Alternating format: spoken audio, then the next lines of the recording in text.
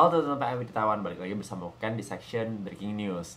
Nah teman-teman, di Breaking News hari ini akan membacakan berita tentang ada gempa yang terjadi di kawasan Jawa, tepatnya di Kabupaten Cianjur, Jawa Barat. Oke teman-teman, kita ulik langsung sekarang. Nah teman-teman, jadi pada hari Senin tanggal 21 November kemarin terjadilah gempa di Kabupaten Cianjur, Jawa Barat teman-teman. Dan itu menyebabkan suatu keramaian yang terjadi di wilayah Jakarta serta wilayah-wilayah yang terkena dampak dari gempa tersebut nih teman-teman. Di sini tertuliskan bahwa ada guncangan gempa yang dengan berkekuatan sekitar 5,6 magnitude itu terjadi di wilayah Jakarta dan sekitarnya teman-teman pada pukul kurang lebih setengah 2 siang hari teman-teman. Nah teman-teman, kepala dari BMKG itu telah mengatakan bahwa tidak ada potensi tsunami nih teman-teman dari kejadian gempa tersebut. Aku baca ya teman-teman biar lebih jelas dan aku nggak salah sebut nama beliau. Jadi Kepala Badan Meteorologi, Klimatologi dan Geofisika atau yang biasa disebut dengan BMKG, Ibu Dwi Korita Karnawati mengucapkan bahwa pusat gempa itu terjadi pada tempat Sukabumi atau Cianjur, Jawa Barat teman-teman. Nah, jadi beliau mengatakan bahwa posisinya itu di sekitar Sukabumi atau Cianjur, di sekitar wilayah daerah tersebut.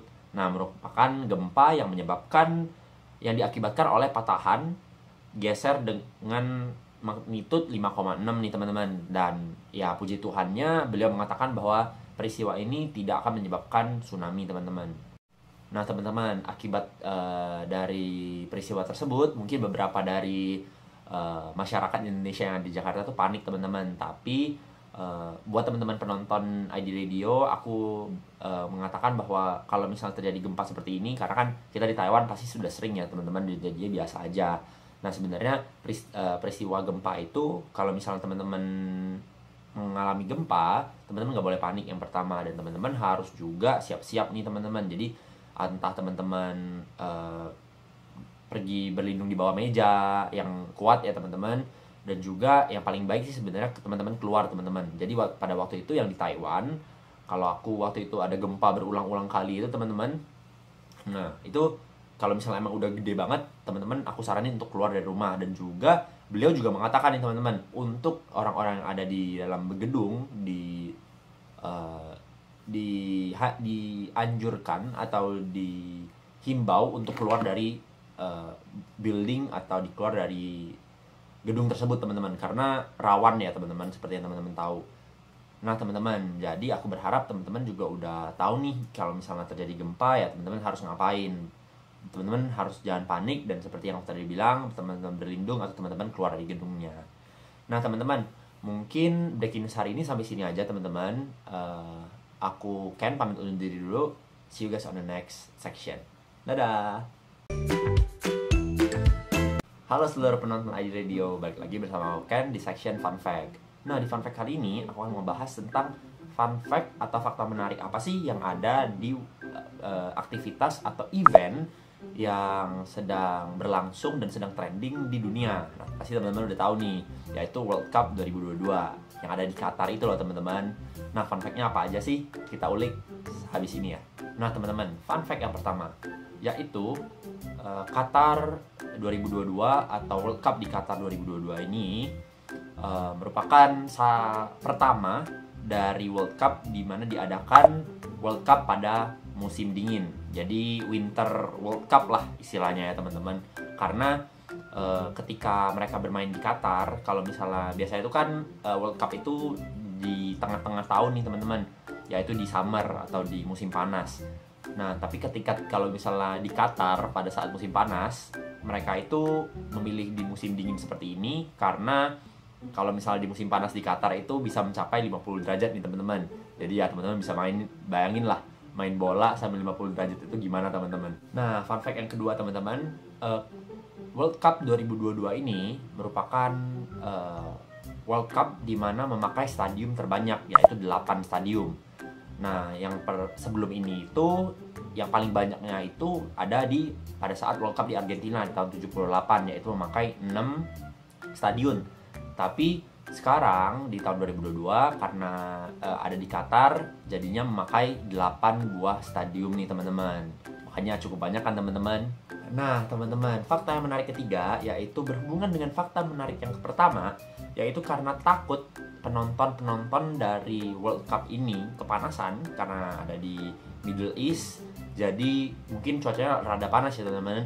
Jadi Qatar itu membuat satu statement dan juga mempraktekkan satu statement yang dia udah ngomong, yaitu semua lapangan, 88 lapangan itu semua full air conditioning. Jadi semuanya itu ada AC teman-teman. Mungkin teman-teman udah ada lihat di YouTube.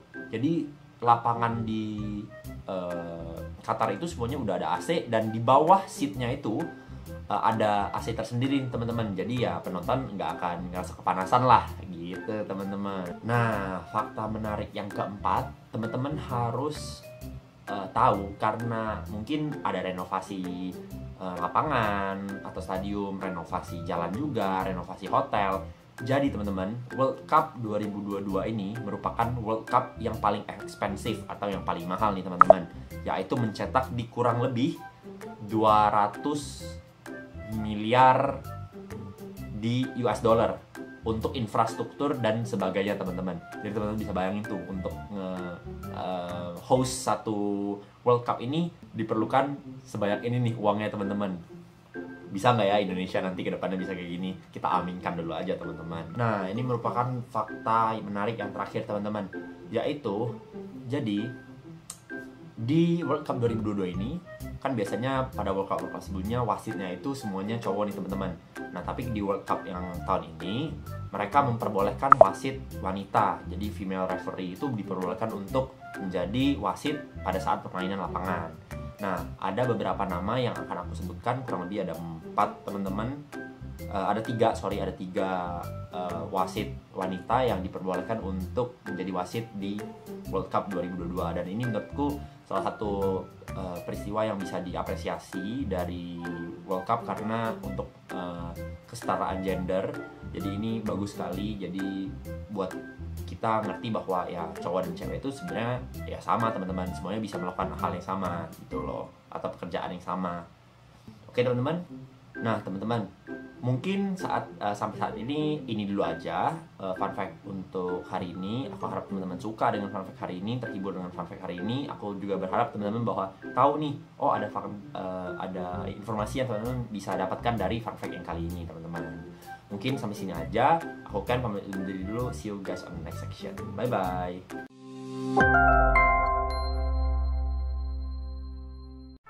Halo teman-teman PM di Taiwan atau penonton ID Radio nih teman-teman.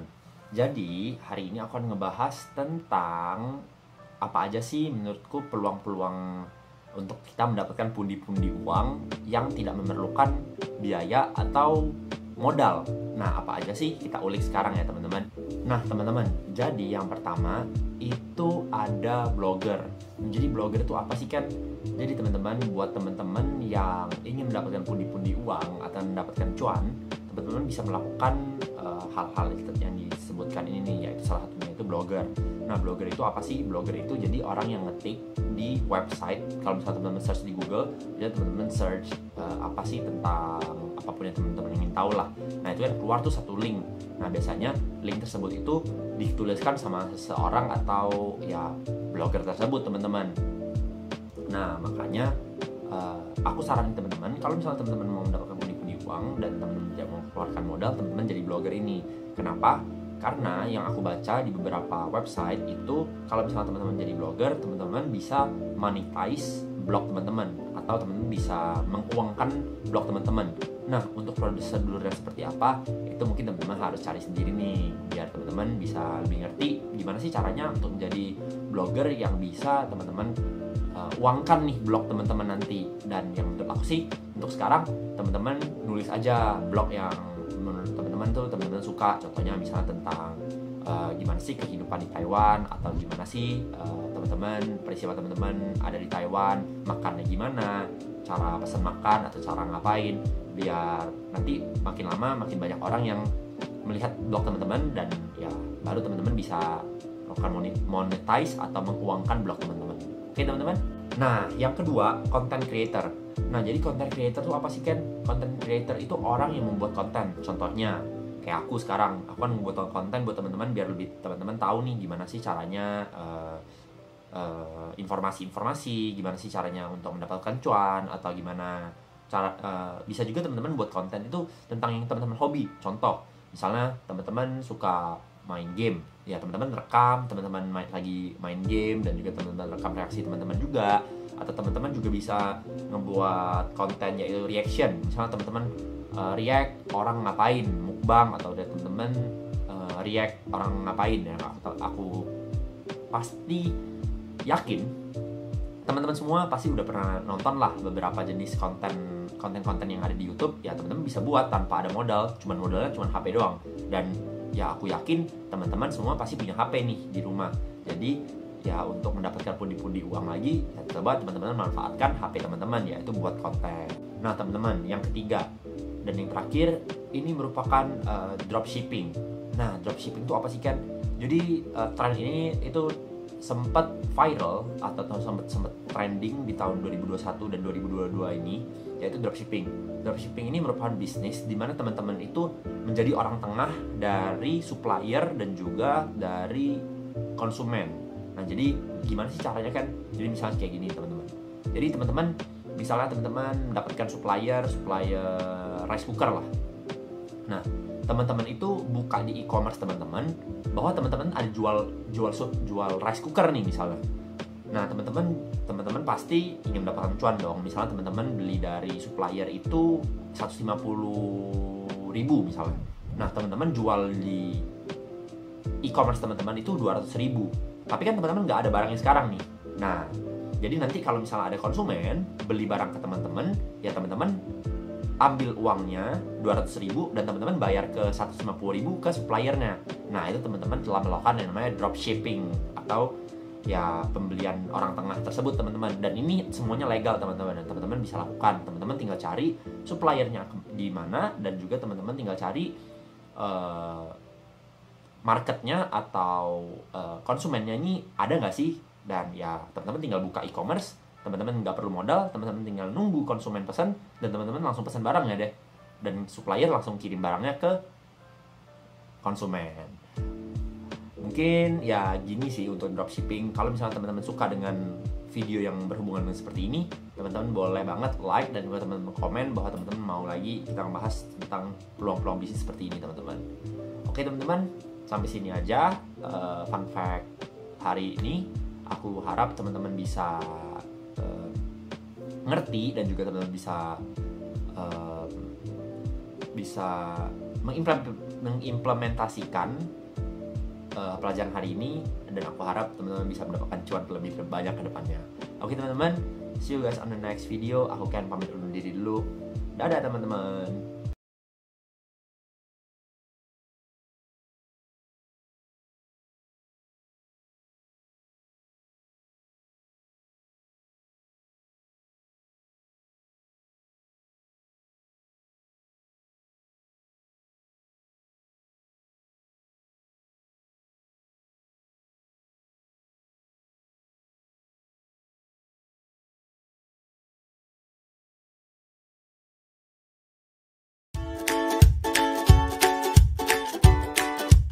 请问清真寺怎么走？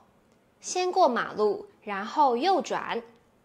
请问清真寺在哪里？直走，过第一个红绿灯，然后左转。